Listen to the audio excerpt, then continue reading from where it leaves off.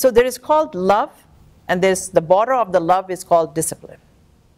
So you should love a child with the border around it called discipline. That's what happens in Islam, is we make them teach the freedom to choose, select, be free, and respect everybody, but within the realm of the Quran and Sunnah. So when you make it, you're confined to one container. You're not loose. You're not seeping into everything. You don't know your limits. You go get lost. So instead of losing yourself, you have a defined and a very structured life. So making a wholesome person is drawing a structure around you. This is very important.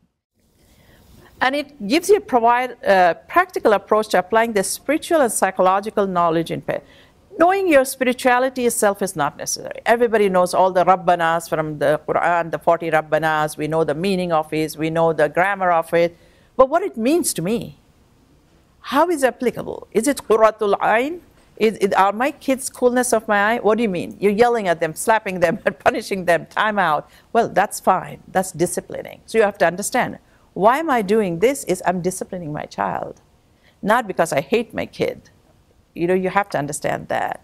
Once you have that, then psychologically, what development? What are the different stages? Where do I fix things? Because there's knowledge available.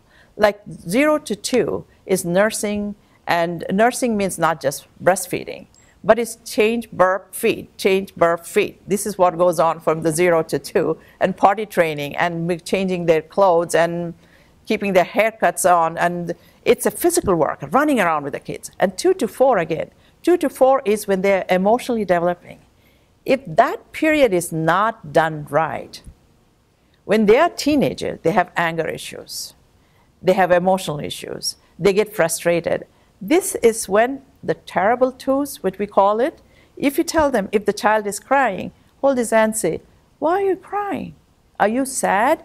You relate him that crying is because you're sad. Your crying is because, let him know, crying means you're not something is happening to you. Tell me what's happening. Are you sad? So you really to let him know that when you're sad, you can cry. When the teenage, what happens if they don't cry and they hold this anger and sadness inside, they go in depression.